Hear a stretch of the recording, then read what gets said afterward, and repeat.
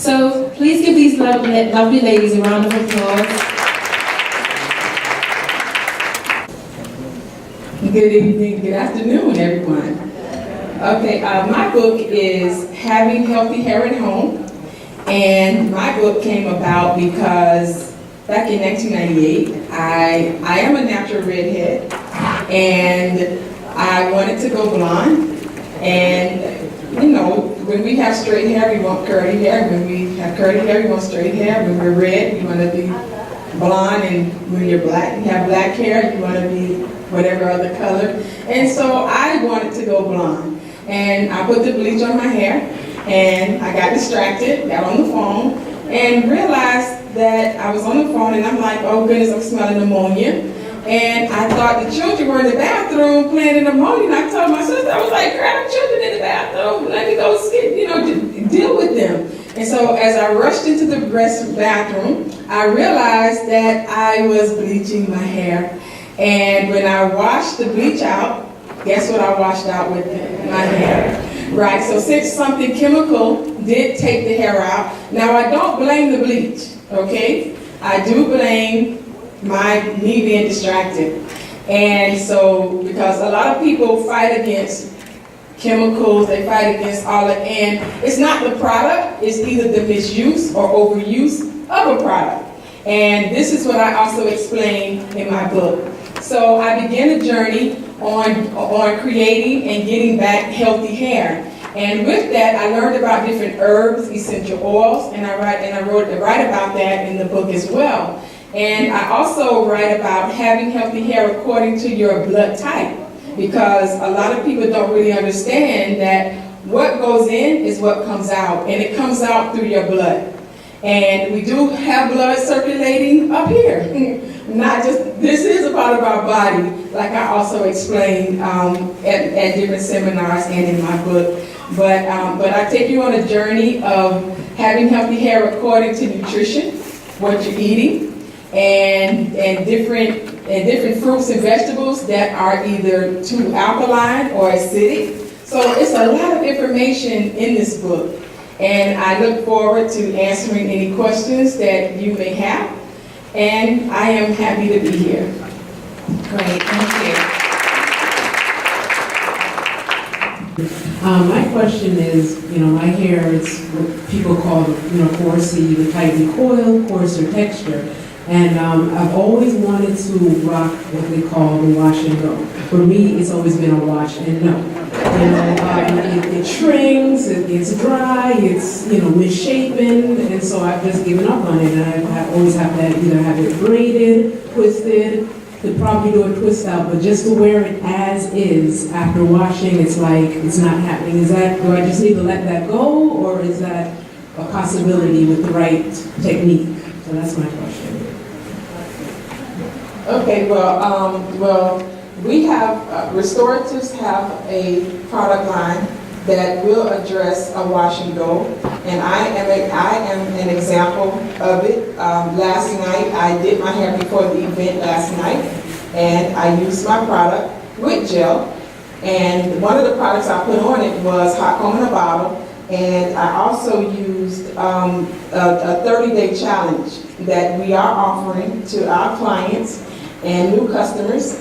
And what it is, you apply it to the hair, and I put it on last night, got home, and I was very exhausted, went to bed, woke up this morning, and I on purpose didn't do anything to my hair.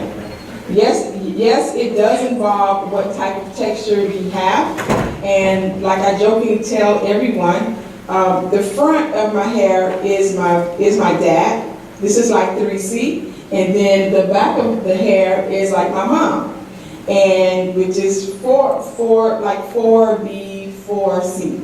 And you can find products that will accommodate you.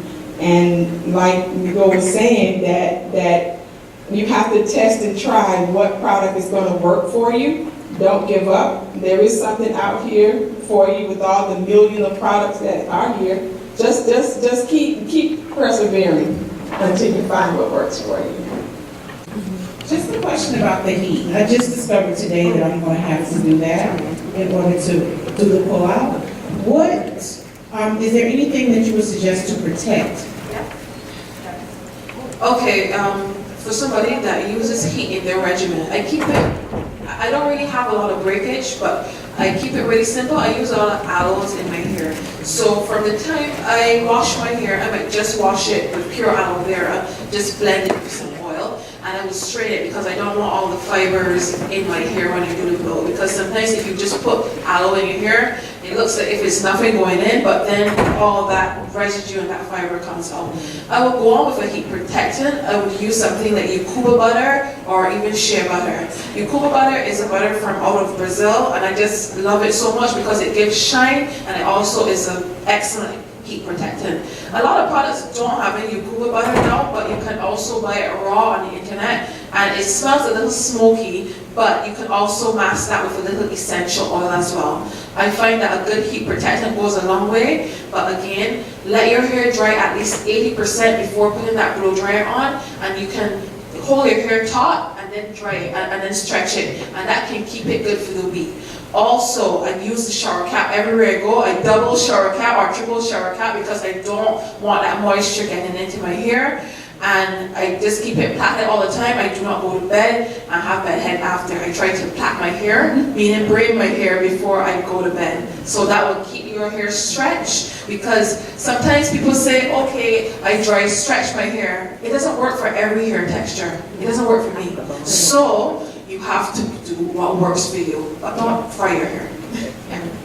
And with Restorative's product line, You can talk about that. oh yes, go ahead. So I'm not a big product user, I'll tell you that. And hey, I wrote a book on DIY.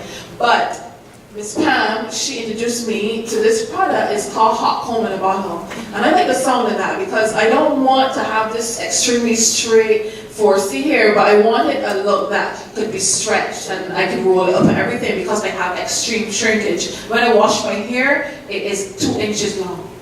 That is how much shrinkage I experience. So I put in her product, and I did the whole planning thing. I said, you know what? And I ran the blow dryer on it just briefly, and I just have these great results. My hair is soft. I think it's going to last into when I get back to Toronto tomorrow. I love it. So too. I love it. I love it. I do. Okay, Yes. good. That was an awesome testimony. Yeah, I love this product. Yeah, but it is called Hot Comb in a Bottle, What a name. What a name. and a lot of people always say to me, but I don't want my hair straight.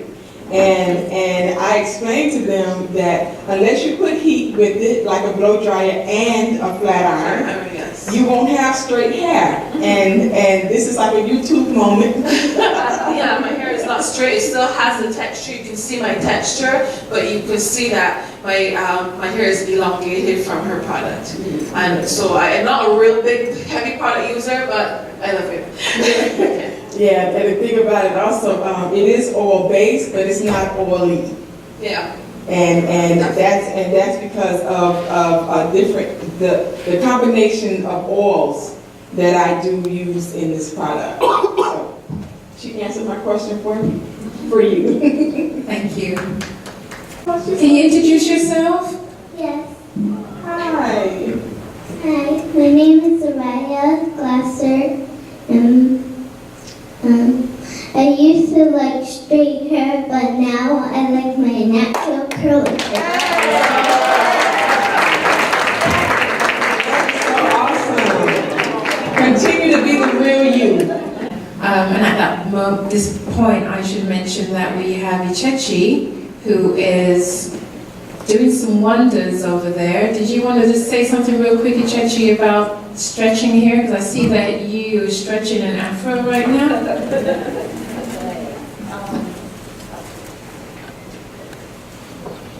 Hello. Everything that was said was pretty right on it. My suggestion, just have patience with your hair, accept the fact that it is kinky and that it's going to take a little time to comb out, to stretch. It might not stretch and stay in the position you want it to stay. It might stretch and be cute for that second and then bounce back up. But that's the wonders of having beautiful, kinky, natural hair. So just want to take time with it, I would say. Right now what I'm doing is actually detangling her hair, using a spray here by the young lady here. Yeah, that's our apple cider vinegar based leave-in conditioner. A lot of leave-in conditioners are alcohol based, where ours is apple cider vinegar based with over 13 herbs. So this is actually helping a lot, and the apple cider vinegar is helping with the cleaning, and you're just getting everything. You're just getting the whole world with this spray. I really love it. What was the most challenging thing for you when you created your book and produced it? Okay, the challenge for me to not actually write the book, but was to complete the book, because this book took me over 7.5 years to write. And what I did was, as I was on my journey, I would write down what I did, what I used. I'm also a cosmetologist since 2000, so over 17 years I have been a cosmetologist. I don't stand behind the chair anymore, so I'm not taking appointments right now anymore. But I am concentrated on promoting my book and my products. But believe it or not, the biggest challenge for me was forgiveness. It was forgiveness, because when you're in so much pain and in so much hurt, it's hard to release things. And for me, I had to go deep within myself and forgive. And I also had to backtrack a little, wondering, why can't I finish this book? Why can't I bring closure to this book? Why can't I just get focused enough to just get this book done?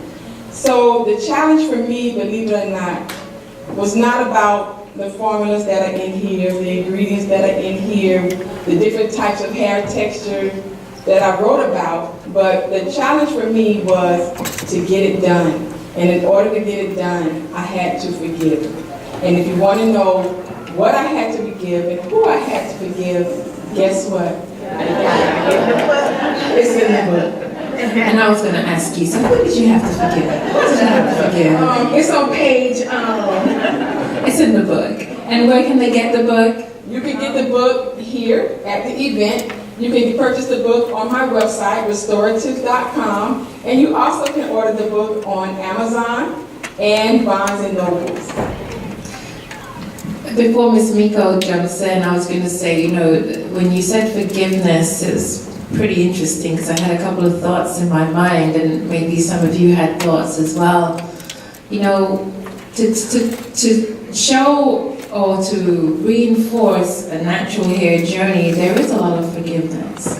There's forgiveness for your parents who put the hot comb in your head. There's forgiveness for the cousin that used a curling iron and laced you in the back of your neck by accident, but she really meant it. Even yourself for not liking your hair. Yeah, and forgiveness for yourself for not liking your hair. And forgiveness for putting that crack on it how many times and working away with scalps. Creamy crack.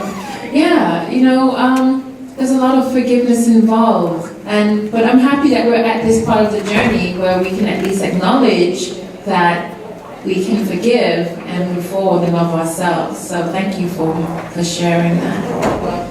And Ms.